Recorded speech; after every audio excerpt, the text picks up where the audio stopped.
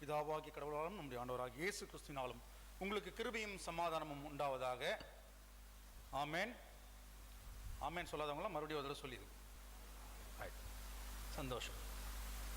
கிறிஸ்துவுக்கு மிகவும் பிரியமானவர்களே, இந்த காலை வேளையில் மீண்டுமாய் உங்களை சந்திப்பதில் மிகவும் சந்தோஷம். இந்த நாளிலே நீங்கள் கேட்டது போல இன்றைக்கு வாலிபர் ஞாயிறு நம்முடைய கோவை திருமணத்தின் சார்பாக சிறப்பாக அனுஷ்டிக்கப்பட்டு வருகிறது. அரசாங்கத்தினுடைய கட்டுப்பாடுகள் இருக்கிறதுனால இந்த முறை வாலிபர்கள் மிகவும் அதிகமாக கூட்டமாக அல்லது பாடல் பாடுவது மூலமாகவோ அல்லது மற்ற நிகழ்ச்சிகள் மூலமாகவோ நம்மிடத்தில் கலந்து கொள்ள முடியாவிட்டாலும் அவர்களுடைய ஆக்டிவிட்டீஸ் என்ன நடந்து கொண்டிருக்குது என்பதை சகோதரன் படித்த ரிப்போர்ட் மூலமாக நாம் கேட்டோம். எனவே கர்த்தருடைய பரிசுத்த நாமத்துக்கு ஸ்தோத்திரம். நம்முடைய திருச்சபையிலே வாலிபர் இயக்கம் தொடர்ந்து அருமையாக நடைபெற்று வருவதற்கு கர்த்தர் கிருபை செய்து வருகிறார். எனவே அதற்காக நாம் கர்த்தரை துதிக்கிறோம். அநேக ஆலயங்களிலே வாலிபர் இயக்கம் நடைபெறுவதில்லை என்ற சூழ்நிலை மாறி நம்முடைய சபையிலே பாரம்பரியமிக்க இந்த சபையிலே வாலிபர்கள் கிறிஸ்துவுக்காக சாட்சிகளாக எழும்பி வருவதை ஆசீர்வதிக்கப்படுவதை நாம் பார்த்து கொண்டிருக்கிறோம். எனவே கர்த்தருக்கு நாம் நன்றி சொல்ல கடமைப்பட்டவர்களாக இருக்கிறோம். இன்றைய செய்தியின் தலைப்பு என்று நான் சிந்தித்து கொண்டிருந்த நேரத்தில் வாலிபர்களை குறித்து பேச வேண்டும். எப்படி இருந்தாலும் வாலிபர் ஞாயிறில் வாலிபர் குறித்து தான் பேசி ஆகணும். என்ன பண்ணுறது, நம்ம நிறையா வாலிபர் ஞாயிறில் பேசிட்டோம், திரும்ப அதையே பேச முடியுமா? இல்லை, பேச முடியாது. அப்போ என்ன செய்யலாம் என்று சொல்லி நான் சிந்தித்து கொண்டிருந்தேன். இது போல தான் ஒரு முறை மலேசிய நாட்டினுடைய தலைநகர் கோலாலம்பூரிலே ஒரு ஜைன் கத்தீட்ரல் என்று சொல்லி ஒரு மிகப்பெரிய ஆலயம் இருக்கிறது. அந்த ஆலயத்தினுடைய வாலிபர் இயக்கத்தினர் என்னை ஒரு முறை வாலிபர் ஞாயிறில் நீங்கள் பேச வேண்டும் என்று சொல்லி கூப்பிட்டிருந்தார்கள். நானும் உட்காந்து எல்லாம் ப்ரிப்பேர் பண்ணி என்ன பேசுறது உங்கள்கிட்ட என்று சொல்லி தானியேல் புஸ்தகத்தை எடுத்து தானியேலுடைய வரலாறை குறித்து தியானித்து அதை எடுத்துட்டு போய் எப்படி தானியேல் 10 மடங்கு ஆசீர்வதிக்கப்பட்டார் என்று சொல்லி நம்ம சபையிலும் அதே பேசியிருக்கிறேன். அந்த சபையில் நான் பேசினேன். பேசி முடித்து மற்றவர்களுக்கும் தானியேலுக்கு என்ன வித்தியாசம், அப்படி 10 மடங்கு ஆசீர்வாதத்தை நம்ம பெற்றுக்கொள்ள வேண்டும் என்று சொன்னால் என்ன செய்ய வேண்டும் என்று சொல்லி பேசி முடித்து வந்தாச்சு. ஆலய ஆராதனை முடிந்து விட்டது. முடிந்து வெளியே வரும்போது என்னை அழைத்தவர்கள் வந்தார்கள். வந்து சொல்லி, பிரதர் நீங்கள் ரொம்ப நல்லா பிரசங்கம் பண்ணீங்க, ஆனால் வாலிபர்களுக்கு ஒன்றுமே சொல்லலையே. எனக்கு அப்படியே ஷாக் ஆயிடுச்சு. அப்போ நான் இவ்வளோ நேரம் பேசுனதில்ல யாருக்காக எனக்கே தெரியல. அப்புறம் நான் யோசித்தேன், அப்போ வாலிபர்கள்லேருந்து இன்னும் வேறு ஏதோ எதிர்பார்க்குறாங்களோ என்று சொல்லி என் சிந்தனை தூண்டப்பட்டது. அப்போ என்ன செய்ய வேண்டும்? ஒரு பிரசங்கம் பண்ணுறவங்க யாரையும் விட்டுறாமல் எல்லாரையும் கவர் பண்ணி பிரசங்கம் பண்ணணும். அதைத்தான் அவங்க எதிர்பார்க்குறாங்கன்னு நினைத்தேன். ஆனாலும் இன்றைக்கு காலகட்டத்தில் இந்த எண்ணம் எனக்கு மனத்தில் வந்தது. அப்போ என்ன செய்யலாம்? அப்போ வேதத்தில் இதை பற்றி ஏதாவது சொல்லியிருக்கா என்று சொல்லி பார்த்தேன். அப்போ வேதத்தில் சொல்லப்பட்ட ஒரு வார்த்தை என் மனதிலே வந்தது. அது என்ன செஞ்சது? அந்த வார்த்தை இப்படி சொல்கிறது, அப்பொழுது இரண்டும் பத்திரப்பட்டிருக்கும். அப்பொழுது இரண்டும் பத்திரப்பட்டிருக்கும். இது எங்க சொல்லப்பட்டிருக்கு? யாருக்கா ஞாபகம் வருதா? யாராவது சொல்ல முடியுமா? Very good, very good. அக்கா மனோ அக்கா ரொம்ப சரியா சொன்னீங்க. புதிய ரசத்தை புதிய துருத்தியிலேயும் பழைய ரசத்தை பழைய துருத்தியிலேயும் வைக்க வேண்டும். புதிய ரசத்தை பழைய துருத்தியில் வைத்தோம் என்று சொன்னால் ரசம் என்ன செய்யும்? சிந்தி போகும், துருத்தியும் கிழிந்து போகும். இப்போ இந்த புதிய துருத்தி பழைய துருத்தி, புதிய ரசம் பழைய ரசம் என்றால் என்ன என்று நாம் வாசிப்பதற்கு முன்பாக இன்றைக்கு வாசிக்க கேட்ட வேத பகுதியிலே ஒரு சிறிய ஒரு பார்வை பார்த்து விட்டு நாம் இந்த இடத்துக்கு வரலாம் என்று சொல்லி நினைக்கிறேன். பழைய ஏற்பாட்டின் பகுதியிலே நாம் வாசிக்க கேட்டோம் யோசேப்பினுடைய சரித்திரம். யோசேப்பை தேவன் ஆசீர்வதித்தார். அப்படி ஆசீர்வதிக்கப்படுவதற்கு அவனிடத்திலே காணப்பட்ட குணாதிசயங்களை நாம் பார்க்கிறோம்.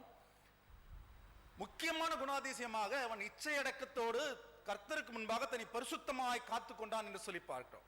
மிகப்பெரிய ஆசீர்வாதம். ஆனால் அதற்கு முன்பாக அவனுடைய இச்சையடக்கம் எங்க வெளிப்படுது? போத்திபாரனுடைய வீட்டில் வெளிப்படுது. ஆனால் அதற்கு முன்பாகவே யோசேப்பினிடத்திலே பல நல்ல குணங்கள் இருந்ததை நாம் பார்க்கிறோம். யோசேப்பை அவனுடைய சகோதரர்கள் வெறுத்து அவனை குழியிலே தூக்கி போடுற சரித்திரத்தை நாம் வாசித்திருக்கிறோம். ஆனால் அந்த இடத்துல யோசேப்பு தன் சகோதரர்களோடு சண்டையிட்டான் என்று சொல்லி நாம் வாசிக்கவில்லை. தாழ்மை உள்ளவனாக, அமைதி உள்ளவனாக, அடக்கம் உள்ளவனாக, ஒரு சிறந்த வாலிபனாக யோசேப்பு காணப்படுகிறான். அன்றைக்கு வாலிபர்கள் என்றாலே ஒரு வீரம், ஒரு முறுக்கு, ஒரு கோபம், ஒரு வேகம் என்று சொல்லி இருக்கிற இந்த காலகட்டத்திலே வேதம் சொல்கிறது, தன் மனதை அடக்கிறவன் உத்தமன். தன்னை சகலவிதமான கட்டுப்பாட்டுகளுக்குள்ளாய் கர்த்தருடைய நியமங்களின்படி பொறுமையுள்ளவர்களாக காணப்படுவது மிகவும் அவசியமா இருக்குது. இந்த குணாதிசயம் யோசேப்பின் இடத்துல இருந்தது. எனவே தான் ஆண்டவர் அவனை மென்மேலும் ஆசீர்வதிக்கப்படும்படியாய் அவனை கொண்டு செல்ல முடிந்தது. பாருங்க, கர்த்தர் அவனுக்கு சொப்பனங்களை அறிவிக்கிற ஞானத்தை, சொப்பனங்களை விவரிக்கிற ஞானத்தை, விளக்குகிற ஞானத்தை அவனுக்கு கொடுத்து அதற்கு பிறகுதான் அவனை என்ன செய்யறாரு? பெரியவனாக அவன் உயர்த்துகிறார் என்று நாம் பார்க்கிறோம். இரண்டாவதாக நாம் வாசிக்க கேட்ட அந்த நிருப வாக்கியத்துல சுய நீதியை சாராமல் விசுவாசத்தினாலே வரும் நீதியை சார்ந்து கொள்ளும்படியாக வேதம் நமக்கு சொல்லுகிறது. இன்றைக்கு நிறைய வாலிபர்கள் தங்களுடைய திறமைகளை குறித்து மேன்மை பாராட்டுகிறார்கள். எனக்கு இந்த திறமை இருக்கிறது, எனக்கு அந்த திறமை இருக்கிறது, என்னால் மாத்திரம்தான் இதை செய்ய முடியும், நான் நன்றாக படிக்கிறேன், நான் நன்றாக வரைகிறேன், நான் நன்றாக பாடல்களை பாடுகிறேன் என்று சொல்லி தங்களுக்குள்ள தாளந்துகளை குறித்து பெருமை பாராட்டி கொண்டிருக்கலாம். ஆனால் ஆண்டவர் உன்னுடைய தாளந்துகளை கொடுத்த ஆண்டவர், நீ அந்த தாளந்துகளை பயன்படுத்துவது மாத்திரமல்ல, கர்த்தருக்கு பிரியமானவனாய் நீ இருக்கிறாயா என்று சொல்லி தேவன் நம்மை கவனிக்கிறவராய் இருக்கிறார் என்பதை நாம் மறந்து போகக்கூடாது. சுய நீதியை சார்ந்தவர்களாய் இல்லாமல் விசுவாசத்தினாலே வரும் நீதியை சார்ந்தவர்களாய் இருக்க வேண்டும். இன்றைக்கு உலகம் முழுவதும் இசையிலே மயங்கி கிடைக்கிறது. இசையை குறித்து பெரிதாக பேசுகிறார்கள். யாரை கேட்டாலும் ஏதாவது ஒரு பாட்டு பாடிட்டு இருப்பாங்க, பாட்டு கேட்டுட்டு இருப்பாங்க, காதில் ஒரு மைக்ரோஃபோன் போட்டுட்டு ஒரு பாட்டு கேட்டுட்டு இருப்பாங்க. காரில் ஏறினாங்கன்னா உடனே அதை ஏறி வண்டியை ஸ்டார்ட் பண்ணி ஒரு மூவ் பண்ண கூட மாட்டாங்க, அதுக்குள்ள பாட்டு பாடியே ஆகணும் என்று சொல்லி பல பேர் அதிலே வாஞ்சியா இருக்கிறது நாம் பார்க்கிறோம். இந்த உலகம் முழுவதும் இசையின் பின்னாலே ஓடிக்கொண்டிருக்கிறது. ஆனால் மறந்து விட வேண்டாம், இந்த உலகத்திலே இரண்டு விதமான இசைகள் இருக்கிறது. ஒன்று தேவனுடைய பரிசுத்தமான கர்த்தருடைய இசை, அவரை துதித்து பாடுகிற பாடல்கள், அவரால் ஆசீர்வதிக்கப்பட்ட பாடல்கள், தேவனிடத்திலே நம்மை கொண்டு சேர்க்கிற பாடல்கள் என்று சொல்லி அதிகமாக கர்த்தராலே பரிசுத்தப்பட்ட ஒரு இசை இருக்கிறது. அதே நேரத்தில் கர்த்தரை விட்டு நம்மை பிரிப்பதற்கு ஏதுவான சகலவிதமான பாவத்தையும் லட்சைகளையும் இச்சைகளையும் கொண்டு வருகிற இசையும் இருக்கிறது. இது தெரியாதனால தான் நிறைய பேர் நிறைய பாவத்துக்குள்ளாய் கடந்து போய் விடுகிறார்கள். மறந்து விட வேண்டாம், இந்த கர்த்தருக்கு பிரியமான இசை எப்படி உங்கள் உள்ளத்திலே சமாதானத்தையும் சந்தோஷத்தையும் சுகத்தையும் கொண்டு வருகிறதோ, அதே போல கர்த்தருக்கு பிரியமில்லாத பிசாசனுடைய இசையின் மூலமாக உங்கள் குடும்பத்திற்குள்ளே பாவங்களும் சாபங்களும் நோய்களும் கடந்து வருகிறது என்பதை மறந்து விட வேண்டாம்.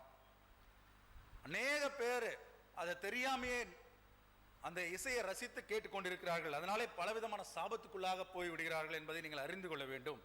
இந்த இசை குறித்து நான் அதிகமாக பேச வேண்டும், அதற்காக ஒரு நாள் தனியாக ஒதுக்கி நான் பேசலாம் என்று நினைக்கிறேன். இப்படிப்பட்ட சூழ்நிலையிலே என்னுடைய தாளந்துகளை குறித்து பெருமை பாராட்டுகிறான் நான் இருக்கக்கூடாது என்பதை வாலிபர்கள் முதலாவது புரிந்து கொள்ள வேண்டும். 2 நாளாகமம் 10ஆம் அதிகாரம் 1 முதல் 14ஆம் வசனம் வரைக்கும் வாசிப்பில்லை என்று சொன்னால், அங்கே சாலமோனுடைய மகனாகிய ரெகோபெயாமை குறித்து குறிப்பிடப்பட்டிருக்கிறது. இதெல்லாம் உங்களுக்கு தெரிந்த கதை தான். ரெகோபெயாம் ராஜாவான உடனே நிறைய மனிதர்கள் அவனிடத்தில் வருகிறார்கள். ஏன் வர்றாங்க? அவங்க எல்லாம் யாரு? இவர்கள் எல்லாம் சாலமோன் காலத்திலே சாலமோன் கட்டிய ஆலயத்திற்காகவும் சாலமோன் கட்டிய லீபனோன் வனம் என்னும் சொல்லும் அரண்மனைக்காகவும் சாலமோன் கட்டிய மற்ற அரண்மனைகளுக்காகவும் வேலை செய்தவர்கள். கடல் மூலமாக லீபனோன் வனத்திலிருந்து வெட்டப்பட்ட மரங்களை கொண்டு வந்து அதை கடையில் தண்ணியிலிருந்து இழுத்து அதை எடுத்து வேலை செய்தவர்கள். பலவிதமான சிற்பங்களை செய்தவர்கள். பலவிதமான விஞ்ஞான கருவிகளை செய்தவர்கள், கடினமாய் உழைத்த மக்கள், உழைத்து சாலமோனுடைய ராஜ்யத்தை மிக அருமையான ராஜ்யமாக, உலகம் எங்கும் உள்ள மக்கள் வியந்து பார்க்கக்கூடிய ராஜ்யமாக மாற்றிய இந்த மக்கள், உழைத்து களைத்த மக்கள் ரெகோபயாம் இடத்துல வருகிறார்கள். ரெகோபயாம் இளைஞனா இருக்கிறான்.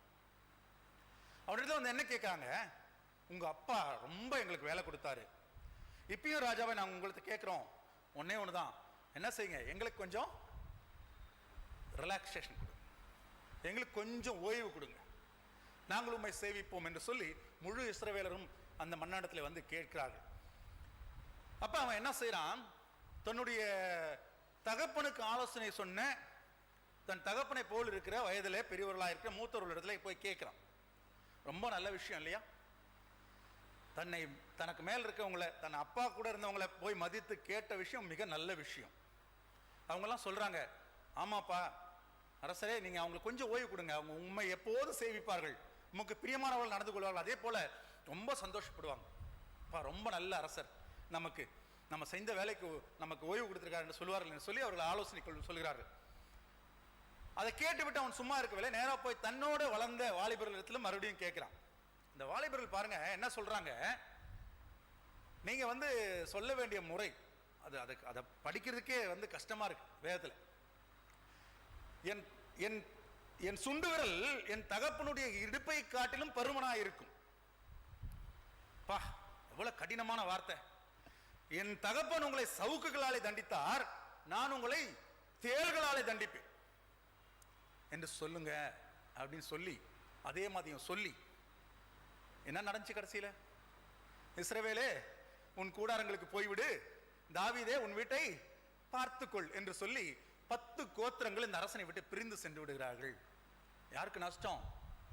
அதற்கு பின்னால அப்படியே இஸ்ரவேலினுடைய ஹிஸ்டரியை ரெண்டா பிரிஞ்சு போச்சு. 2 ராஜ்யங்களாக பிரிந்து விடுகிறது இந்த அரசாட்சி. அதன் மூலமாக வருகிற எல்லா விதமான கஷ்டங்களையும் நஷ்டங்களையும் பின்னால நாம் வேதத்தினுடைய சரித்திரத்தில் நாம் பார்க்கிறோம். இப்ப இங்க என்ன நடந்துச்சு, ஒரு வாலிபன் எடுத்த தவறான முடிவு அவன் வாழ்க்கையை மாத்திரமல்ல அவன் தேசத்தையே அழித்து விட்டது. எனவே வாலிபர்கள் பெரியோர்களுடைய ஆலோசனையும் கேட்க வேண்டும். ஆனா பெரியோர்கள் எப்படி நடந்து கொள்கிறார்கள் வாலிபர்களிடத்துல? அடுத்த மத்தேயுல நான் வாசிச்சோம்.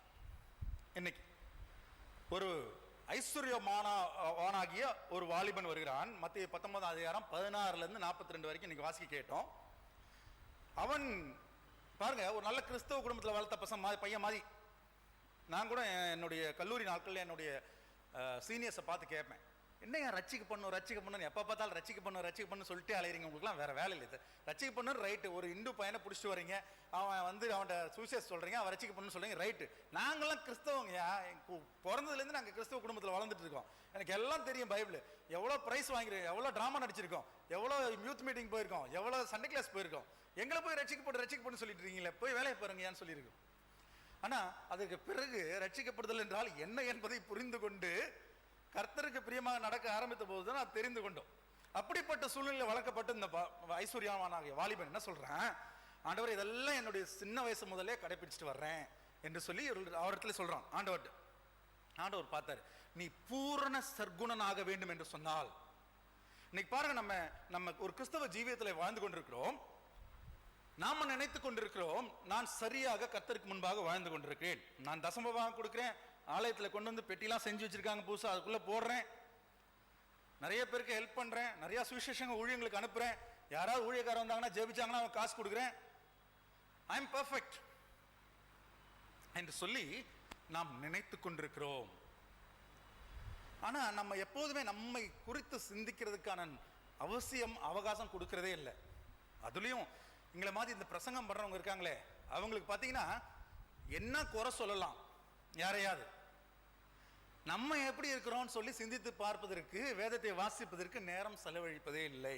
அதனால நல்லா ஜாக்கிரதையா இருந்துக்கோங்க. வேதத்தை வாசிக்கிறவர்களாகி நீங்கள், மற்றவர்களுக்கு போதிக்கிறவர்களாக நீங்கள் ஆகாதவர்களாகி போகாதபடி உங்கள் சரீரங்களுக்கு கீழ்ப்படுத்துங்கள் என்று சொல்லி வேதம் சொல்லுகிறது. எனவே முதலாவது, நாம் ஒரு வசனத்தை பிரசங்கிக்கிறோம்னா நம்ம இது பிரசங்கம் பண்றதுக்கு ரெடியா அப்படின்னு சொல்லி பார்த்துட்டு தான் பிரசங்கம் பண்ணும். அதுவும் நம்முடைய சபையை பொறுத்த வரைக்கும் பார்த்தீங்கன்னா, நிறைய பேர் என்னிடத்துல தொலைபேசி மூலமாகவும் வாட்ஸ்அப் மூலமாகவும் காண்டாக்ட் பண்ணுவாங்க. ஒருத்தர் காபிரியல் அண்ணன் ஒரு நாள் சொன்னார், நான் ஃபஸ்ட்டு இந்த சபையில் ஒரு பிரசங்கம் பண்ணேன்.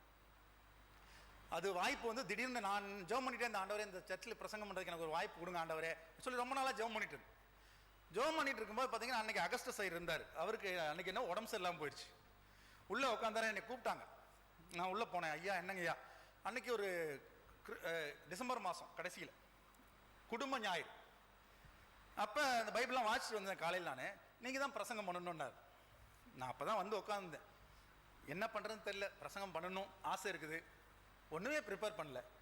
உடனே வந்து உட்காந்து வேக வேகமாக வசனத்தை எடுத்து தேடி எல்லாம் படித்து ஒரு வசனத்தை சொல்லிவிட்டு ஒரு சம்பவத்தை சொன்னேன். அந்த சம்பவத்தை காபிரியல் அண்ணன் பிடிச்சிக்கிட்டார். அதை ஞாபகம் வச்சுட்டே இருந்திருக்கார்.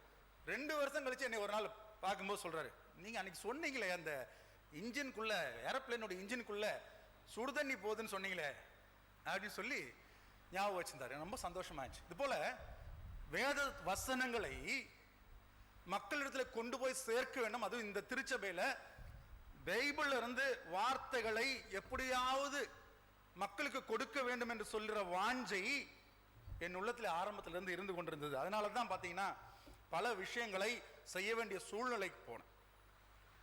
ஒரு சில ஆண்டுகளாக ஒரு சில நாட்களில் இந்த இடத்துல உட்காந்து ஆலயத்துக்கு வந்து ஆராதனை பண்ணிட்டு ஏதாவது ஒரு வசனத்தை கேட்கலான்னு வரும்போது பார்த்தீங்கன்னா, நான் யாரையும் குறை சொல்ல, நம்ம சர்ச்சில் இருந்த எல்லாருமே நம்ம சர்ச் மக்களுக்கு ஏதாவது செய்யணும்னு சொல்லிட்டு தான் வெளியே இருந்து ஸ்பீக்கர்ஸ் அரேஞ்ச் பண்ணுவாங்க. ஒரு சில ஸ்பீக்கர்லாம் காசு வாங்குறதுக்குனே வருவாங்க. நான் தைரியமா சொல்றேன், காசு வாங்குறதுக்காக மட்டும் வந்து கண்டதையும் பேச வேண்டியது. இங்க இருந்துட்டு தன்னுடைய சுய லாபத்தை பத்தி, தன்னுடைய சுய பெருமைகளை பத்தி. ஒரு ஆள் சொல்றாரு, நான் போய் அப்படியே டெல்லியில தங்கணுங்க, எனக்கு கீழே தாங்க அந்த எம்பிலாம் தங்கியிருந்தாங்க. இன்னொருத்தர் சொல்ற, உங்க ஆலயம் பாபிலோனை போல தொங்கு தோட்டமால இருக்கு. இப்படி சொல்லி பிரசங்கம் பண்ணி மக்களுக்கு வேதத்தினுடைய வசனம் ஒன்று கூட போய் சேராதபடிக்கு சாத்தான் அடைத்து போட்டு இருந்தான். இதுல இருந்து ஆண்டவர் எப்படியாவது ஒரு விடுதலை தர வேண்டும் என்று சொல்லி ஜெபம் பண்ணி அதற்கு பிறகு ஆண்டவர் விடுதலை கொடுத்தார். பல நல்ல பிரசங்கியார்கள் வர ஆரம்பித்தார்கள். நல்ல போதகர்களுடைய வசனங்களும் அவருடைய போதனைகளும் நம்முடைய சபையில வர ஆரம்பித்தது. அது சந்தோஷம். இது மாறிடக்கூடாது. வசனத்திலே நிற்கிற சபையாக நம்ம சபை இருக்க வேண்டும் என்று சொல்லி யூத் மீட்டிங்ல சொல்லி கொடுத்துட்டு இருக்கோம். யூத் எல்லாம் அதுக்காக தான் ஜெபம் பண்ண வைக்கிறோம். யூத்ல இன்னைக்கு எத்தனையோ பிரசங்கியார்கள் எழும்பி இருக்கிறார்கள் என்று சொல்லி நான் சந்தோஷமாக ஆண்டவருடைய சன்னிதானத்திலே சந்தோஷமாக சொல்லுகிறேன். உங்களிடத்துல இந்த பிள்ளைகள் பிரசங்கம் பண்ணும்போது நீங்க பார்க்கணும், உங்க பிள்ளைங்க அவங்க வேதத்துல எந்த அளவுக்கு ஈடுபாடு உள்ளவர்களாக இருக்கிறார்கள், வேதத்தை எப்படி புரிந்து கொள்கிறார்கள். நான் ஒரு சில சமயம்லாம் பார்த்தீங்கன்னா இங்கே நம்ம சபையில் பிரசங்கம் பண்ணுறது கொஞ்சம் லைட்டான பிரசங்கமாக இருக்கும். ஆனால் யூத்துக்கு நான் பண்ணுற பிரசங்கம் பார்த்தீங்கன்னா ரொம்ப டீப்பான பிரசங்கமாக இருக்கும். கடந்த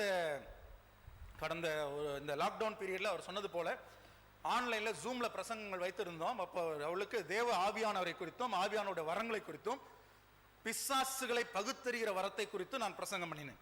எப்படி வந்து அசுத்த ஆவிகளை பகுத்தறிதல், என்னென்ன விதமான ஆவிகள் இருக்கிறது, அவைகளை பகுத்தறிகிற வரத்தை ஆண்டவர் எப்படி உங்களுக்கு தருவார், பகுத்தறிகிற வரத்தை நீங்கள் பெற்று கொள்றதுனால உங்க குடும்பங்களிலே என்ன பலன் இருக்கும், உங்க ஊழியத்தில் என்ன பலன் இருக்கும் என்று சொல்லி நான் பிரசங்கம் பண்ணினேன். அதை அருமையாக புரிந்து கொள்ளக்கூடிய நிலைமைக்கு நம்முடைய வாலிபர்கள் உயர்ந்திருக்கிறார்கள் என்று சொல்லி எனக்கு ரொம்ப சந்தோஷம். ஏனென்று சொன்னால் இந்த திருச்சபை நமக்கு பின்னால காலி பெஞ்ச் இருக்கிற திருச்சபையாக இருக்கக்கூடாது. வெளிநாடுகளில் காணப்படுவது போல ஏதோ சடங்காச்சாரத்திற்காக வருகிற திருச்சபையாக இருக்கக்கூடாது. இங்கு ஆவிக்குரிய திருச்சபையாக இந்த திருச்சபை தொடர்ந்து வர வேண்டும் என்று சொன்னால் அதை சரியான வாலிபர்கள் கையிலே கொடுத்து செல்லுவது மிக மிக அவசியமாக இருக்கிறது. இதுதான் இந்த யூத்தினுடைய விஷனாக இருக்கு.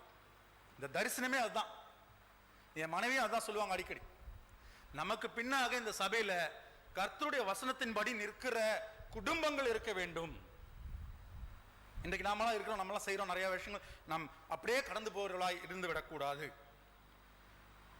சங்கீதம் 127:4 சொல்லுகிறது, பிள்ளைகள் கர்த்தரால் வரும் சுதந்திரம், கர்ப்பத்தின் பலனும், ஆமா கர்ப்பத்தின் கனியும் அவரால் கிடைக்கும் பலன்.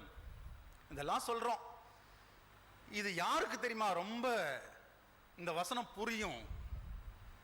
குழந்தை இல்லாம கஷ்டப்படுறவங்களுக்கு புரியும். குழந்தைகள் நிறைய பெற்றவங்களுக்கு இதனுடைய டெப்த் தெரியாது. நிறைய பேரை பார்த்திருக்கிறேன், குழந்தை இல்லை என்று சொல்லி ஜெபித்து கண்ணீர் விட்டு அழுது உபவாசித்து பல இடத்துல ஜெபம் பண்ணி ஆண்டவர் சரியான நேரத்தில் ஒரு குழந்தையை தருவார்.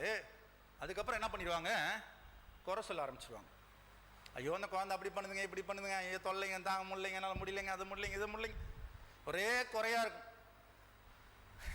நாம தானே கேட்கலாங்கணும். நம்ம குழந்தைய நாம வளர்க்கிறது சரியா வளர்க்காம அந்த குழந்தைய குறை சொல்லி பிரயோஜனம் இல்லை.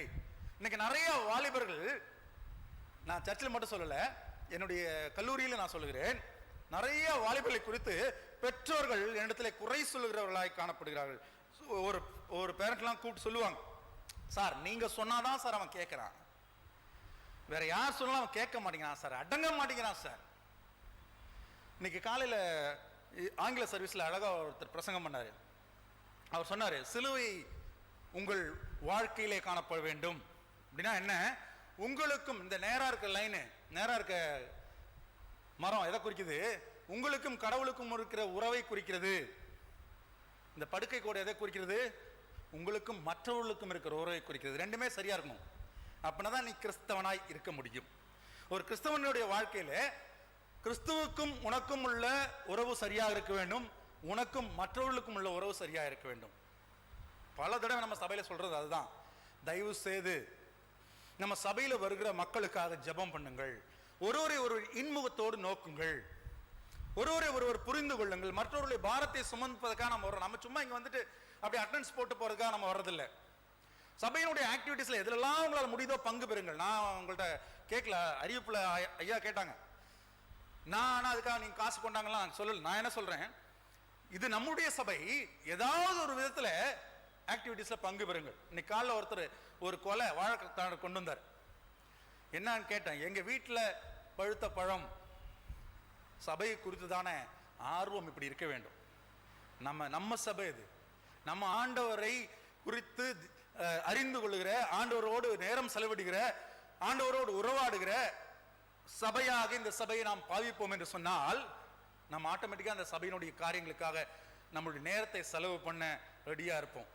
யோசேப்புடைய வாழ்க்கையில தேவன் அப்படி ஆசீர்வதித்ததை பார்க்கிறோம். தானியேலுடைய வாழ்க்கையில தானியேல் கர்த்தருக்கென்று தன்னை ஒப்பு கொடுத்து எவ்வளவோ தீர்மானங்களுக்கு தாக்கீது வைக்கப்பட்டது என்று அறிந்தும் தான் முன்பு செய்து வந்தது போலவே 3 வேளை எருசலேமை நோக்கி தன் பலகணிகளை திறந்து வைத்து ஜெபம் பண்ண தீர்மானத்திலே நிலைத்திருந்ததுனால அவன் சிங்கக்கெபியிலே போடப்பட்டும் சிங்கங்களின் வாய்களை தேவன் தூதனை அனுப்பி கட்டி போட்டார் என்று சொல்லி பார்க்கிறோம். எனவே அருமையான வாலிபர்களே, பெரியவர்களே, இப்ப மறுபடியும் நான் ஏற்கனவே சொன்ன விஷயத்துக்கு வர்றேன். இந்த சபையிலே நீங்கள் 2 பேரும் பங்குள்ளவர்களாக இருக்கிறீர்கள். யார் யாரு? பெரியவர்கள், வாலிபர்கள். வேதத்திலும் 2 பேரும் எப்போதும் இருந்து கொண்டு வருகிறது நாம் பார்க்கிறோம். யோசுவாவின் புத்தகத்தை எடுத்துக்கொண்டீர்கள் என்று சொன்னால் 8ஆம் அதிகாரம் 18ஆம் வசனத்தை நீங்க வாசிக்கலாம். யோசுவா 8:18 யாரா வாசிக்கிறீங்களா?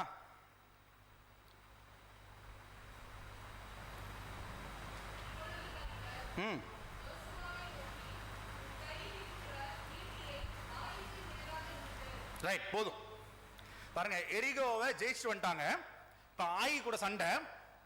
ஏற்கனவே ஒரு தடவை தோத்து வந்துட்டாங்க. என்ன காரணம்னா, சாபத் ஈடானதுலே தீட்டு பண்ண ஆகான ஒரு தப்பு பண்ணிட்டான், அவனை போட்டு கொண்டுட்டாங்க, எல்லாம் முடிஞ்சு போச்சு. இப்ப சண்டை நடக்க போகுது. சண்டை ஆரம்பிச்சாச்சு. சண்டை தொடங்கின உடனே ஆண்டவர் என்ன சொல்றாரு, உன் கையில் இருக்க ஈட்டியை ஆயிக்கு நேராக நீட்டு. இதை வாசிச்ச உடனே, இதை கேட்ட உடனே, ஏற்கனவே இதே போல ஒரு சம்பவம் நடந்துச்சு. ஞாபகம் இருக்கா உங்களுக்கு? இதுக்கு முன்னாடி, இந்த இன்சிடென்ட்க்கு முன்னாடி இதே போல ஒரு சம்பவம் எங்க நடந்துச்சு? யார் நடத்தினா? என்னாச்சு? எல்லாம் பைபிள் குவிஸ்ல எல்லாம் பிரைஸ்லாம் வாங்குறீங்க. சாமுவேலா? மோசே, வெரி குட். மோசே. யாத்ராகமம் 17ஆம் அதிகாரம் 12ஆம் வசனம், அதையும் வாசிச்சிருங்க. யாத்ராகமம் 17:12.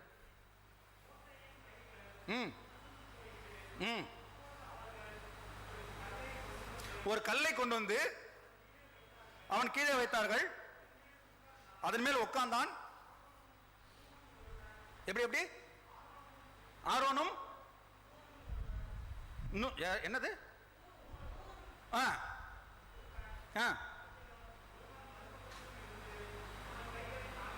தாங்கினார்கள். இப்ப பாத்துக்கோங்க, அங்கேயும் கோல் உயர்த்தப்பட்டிருக்கு. அந்த கோல் உயர்த்தப்பட்ட வரைக்கும் அமலேக்கியர் தோத்தாங்க. கோல் கீழே போச்சுன்னா அமலேக்கியர் மேற்கொள்வாங்க. இஸ்ரவேலர் தோத்துட்டு இருந்தாங்க. அதே மாதிரி இன்சிடென்ட் திரும்ப மறுபடியும் ஆயி பட்டணத்துக்கு எதிராக சண்டை நடக்கும்போது வருது. அவன் ஈட்டியை நீட்டி பிடிக்கிறான். பாருங்க, இஸ்ரவேலின் சரித்திரத்திலிருந்து, இஸ்ரவேல் வந்து நமக்கு முன்னால் இருக்கிற சபை, நாம ஆவிக்குரிய சபை, நாம தான் ஆவிக்குரிய இஸ்ரவேலர்கள். நல்லா ஞாபகம் வச்சுக்கோங்க. அவங்கள்ட்ட இருந்து நிறைய கத்துக்கணும் நம்ம. அதுக்காக தான் இதெல்லாம் எழுதி வச்சிருக்காங்க, சும்மா கதை படிக்கிறதுக்காக எழுதி வைக்கல. இப்ப என்ன நடக்குது? வெறும் வயோதிபர்கள் மாத்திரம் தேவனுடைய ஊழியத்திலே பயன்படுத்தப்படவில்லை என்பதை நாம் பார்க்கிறோம். வயோதிபராகிய மோசே எப்படி பண்ணாரோ, இளைஞராகிய யோசுவாவும் அதே தான் பண்ற. மோசேக்கும் சப்போர்ட் தேவைப்பட்டுச்சு, யோசுவாவுக்கும் சப்போர்ட் தேவைப்பட்டுச்சு. யாரு? வேவுக்காரர்கள் அனுப்பினார். யோசுவா போய் பார்த்துட்டு வரல. சரிங்களா? நல்லா ஞாபகம் வச்சுக்கோங்க.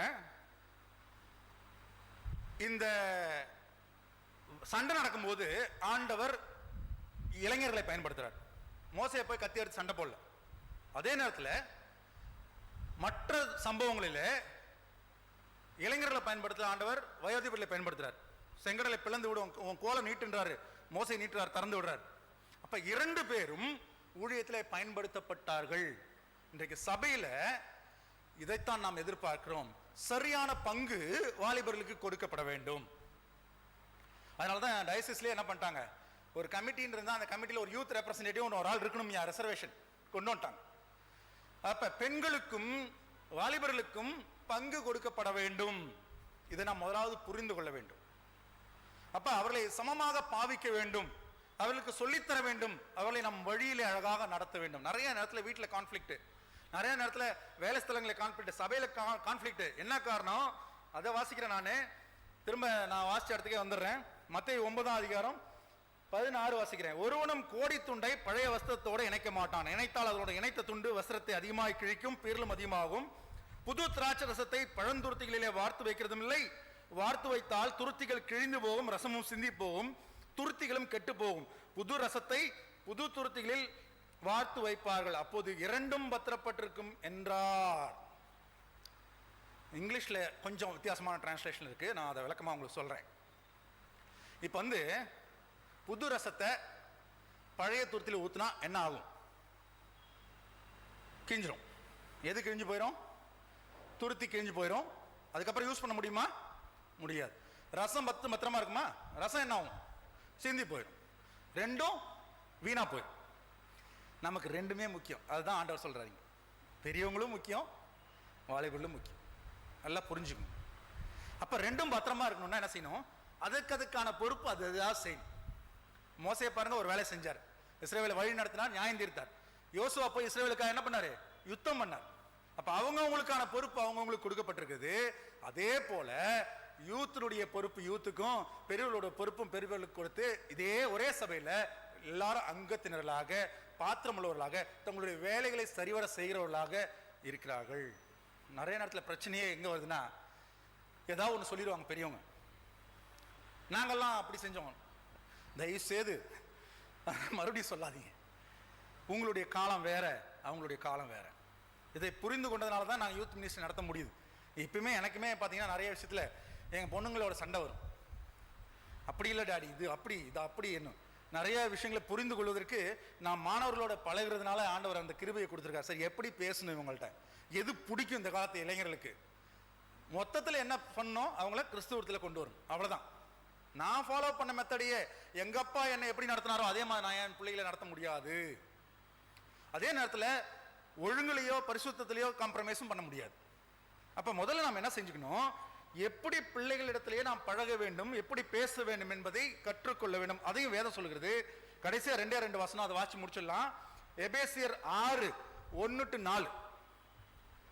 எபேசியர் 6:1-4 நான் வாசிக்கட்டுமா? வாசிங்க பிள்ளைகளே. உங்கள் பெற்றாருக்கு கர்த்தருக்குள் கீழ்ப்படியுங்கள். அப்பா போய் ஒரு குவார்டர் பாட்டில் வாங்கிட்டு வான்னு சொன்னா நீ போக கூடாது. அதான் அர்த்தம். அப்பா கீழ்ப்படிங்கன்னு சொல்ல, அப்பாவுக்கு கர்த்தருக்குள் கீழ்ப்படிங்க. அடுத்தது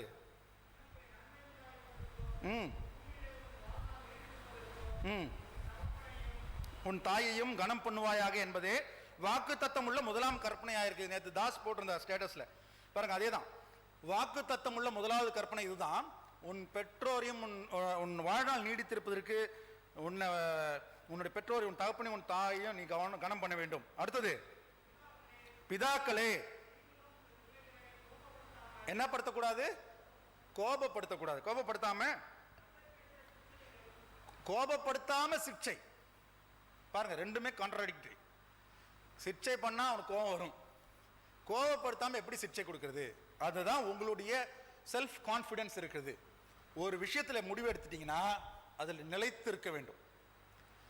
பிள்ளைக்கு தெரியணும், அப்பாக்கு இது பிடிக்காது, இதை செஞ்சா அப்பா கட்டாயமாக இதுக்கு ஒத்துக்கொள்ள மாட்டார், இப்படிதான் இருப்பார் எங்க அப்பா அப்படின்றதுல நீங்க நிலைத்திருப்பீர்கள் என்று சொன்னால் நீங்க தான் சரியான பேரண்ட் ஆக முடியும். ஒரு தடவை கஷ்டம், அந்த ஒரு தடவை நீங்க தோத்துட்டீங்கன்னா பையன் நல்லா புரிஞ்சுக்குவான், இவரை ஏமாத்திரலாம். நீ நிறைய பெற்றோர்களை பார்த்துருக்கேன் நான். எந்த பெற்றோரெல்லாம் எனக்கு வாழ்க்கையில் இது கிடைக்கலைங்க, அதனால என் பையன் அனுபவிக்கிட்டுங்க என்று சொல்லி லீனியண்டா இருந்தாங்களோ அந்த பிள்ளைகள் அவர்கள் நினைத்த மாதிரி வளரவில்லை. நம்ம சபையிலே நான் பார்த்துருக்கேன். ஒரு சில பெற்றோர் அப்படிதான், நான் அந்த காலத்தில் நான் ரொம்ப கஷ்டப்பட்டேன் பிரதர், இவன் பையன் பரவாயில்லைங்க போட்டுங்க, அவன் ஜாலியா இருக்கட்டுங்க. பார்த்தீங்கன்னா அந்த ஜாலி அவனை போய் கெடுத்துருச்சு. இன்னொரு வாலிபனை குறித்து நான் சொல்ல விரும்புகிறேன். இந்த இடத்துல தான் இப்போதான் ஞாபகம் வருது. அந்த வாலிபன் என்ன செஞ்சான், அவங்க அப்பா வந்து ஒரு அருமையான ஒரு பொருளை அவனுக்கு வாங்கி கொடுத்தாரு. அதை வச்சிருந்து அவன் சந்தோஷமா பட்டிட்டு இருந்தான்.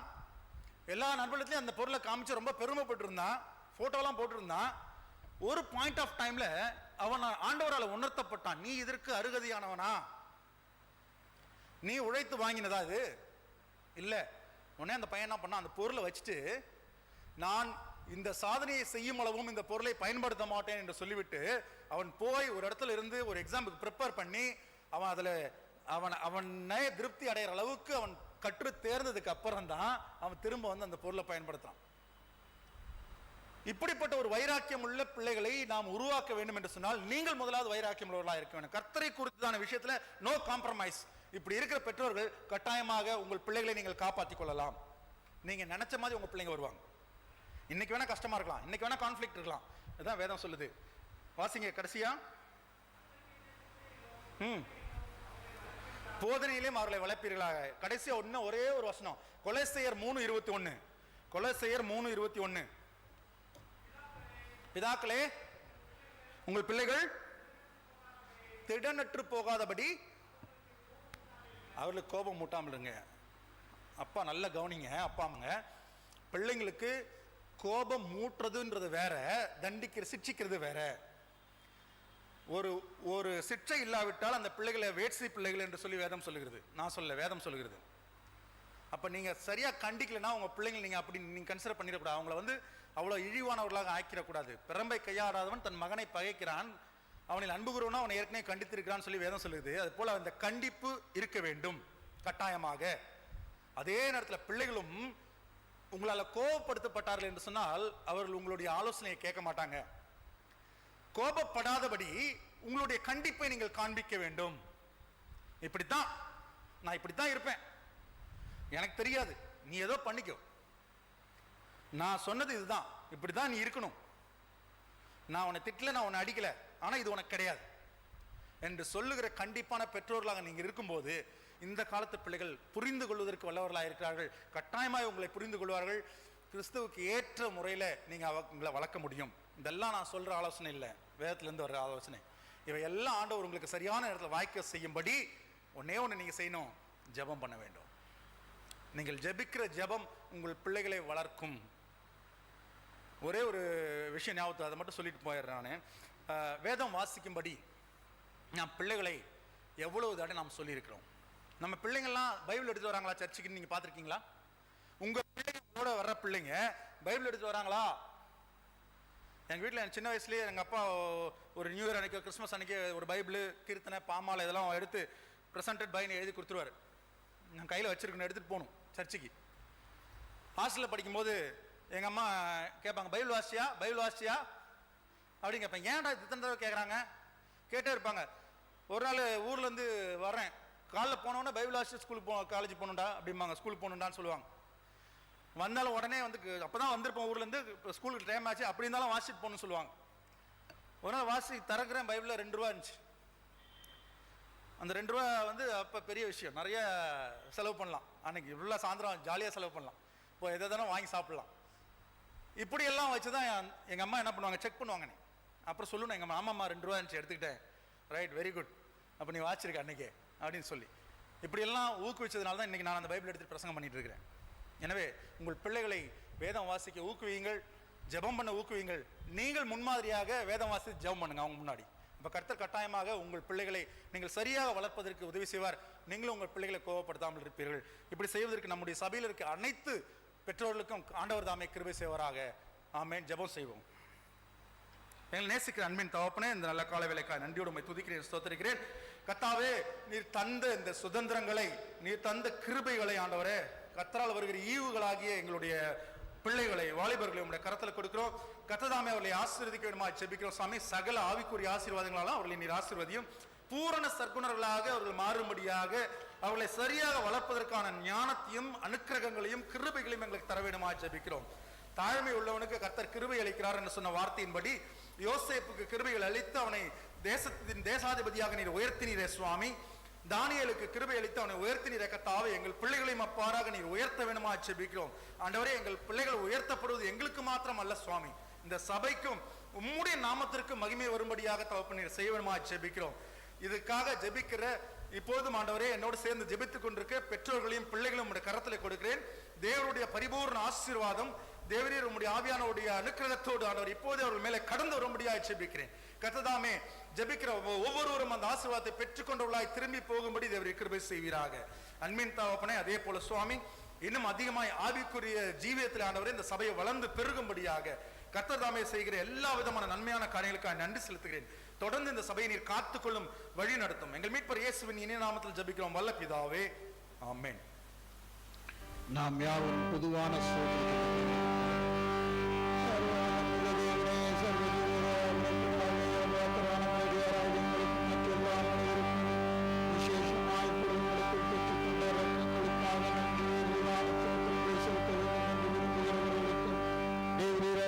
பற்பல கிருபைகளுக்காம் அன்புள்ளதற்காம் நாங்கள் மீண்டுத்தான் செலுத்துகிறோம். தேவரீர் எங்களை சிருஷ்டத்துக்காகவும் காப்பாற்றுவதற்காகவும் உண்மைக்குரிய ஆசீர்வாதங்களுக்காக துதிக்கிறோம். விசேஷமாக எங்கள் கர்த்தராகிய இயேசு கிறிஸ்துவினாலே உலகத்தை மீட்டு உணர்வு அன்புக்காகவும் கிருபையின் எத்தனைகளுக்காகவும் மகிமை அடைவோம் என்ற நம்பிக்கைக்காகவும் தோற்றம் செலுத்துகிறோம். நாங்கள் உண்மையாய் நன்றி உண்மையாயிருக்கவும் எங்களை எங்கள் ஊழியத்துக்கு ஒப்புக் கொடுத்து எங்கள் வாழ்நாளெல்லாம் முன்பாக பரிசுத்தமும் நீதியும் உள்ளவர்களாய் நடக்கும். எங்கள் வாக்கினாலே மாத்திரமல்ல, எங்கள் நடக்கையினாலும் முடிப்புகளை பிரஸ்தாபப்படுத்தும் தேர்வு செய்த உபகாரங்கள் எல்லாவற்றையும் உணர்ந்து கொள்ளும் உணர்வை எங்களுக்கு அருள் செய்ய வேண்டும் என்று எங்கள் கர்த்தராகிய இயேசு கிறிஸ்துவின் மூலமாய் வேண்டிக்கொள்கிறோம். அவருக்கும் தேவருக்கும் பிரஸ்தாவிக்கும் எல்லாமே நீயும் சதா காலங்களும் உண்டாவதாக.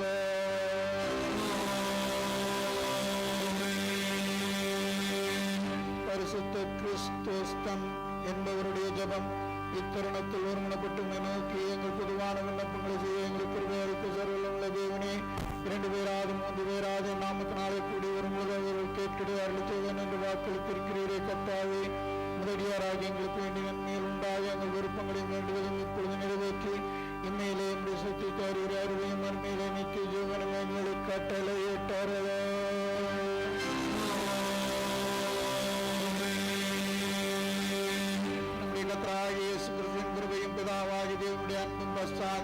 நம் அனைவரோடும் கூட இப்பொழுதும் எப்பொழுதும் நிலைத்திருக்க கடவது.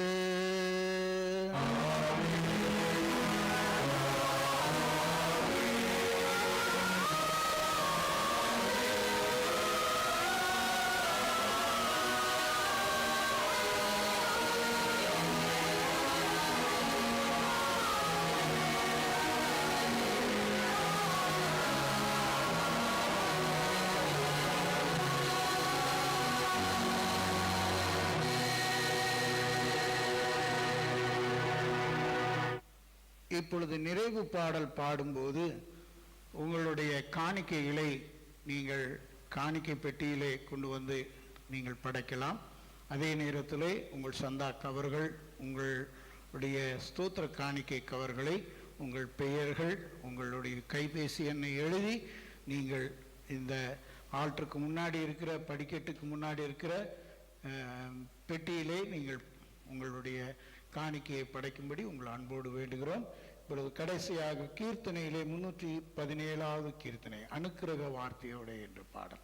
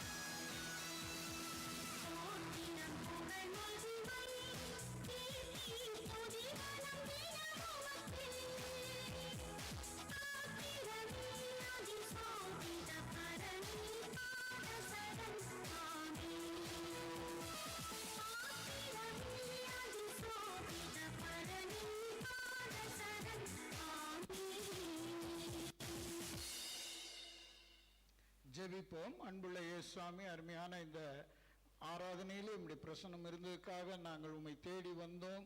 உம்முடைய பிரசன்னத்தை கண்டோம். உம்மிடத்திலிருந்து நாங்கள் ஆசீர்வாதத்தோடு எங்கள் இல்லங்களுக்கு செல்கிறோம். தேவனாய கர்த்தர் வரும் நாட்டிலே எங்கள் இல்லத்திலும் உள்ளத்திலும் நாங்கள் பணிபுரியும் இடத்திலேயும் எங்கள் தொழில் செய்யும் இடத்திலேயும் உம்முடைய பிரசன்னம் இருந்து எங்களை ஆசீர்வதிக்கும்படியாக கிருபை செய்யும் ஐயா. தேவனாய கர்த்தர் இந்த நாளிலே ஆராதனையில் பங்கு பெற முடியாத எங்களுடைய ஆலயத்தின் மூத்த உறுப்பினர்களுக்காக ஜெபிக்கிறோம். அவர்கள் ஆங்காங்கே உம்முடைய தொழுகையிலே பங்கு பெறுகிற ஒவ்வொரு மக்களையும் நீர் ஆசீர்வதியும். அவர்கள் என்ன ஜெபத்தோடு கண்ணீரோடு ஜெபித்து கொண்டிருக்கிறார்களோ அதை நீர் ஆசீர்வதியும்.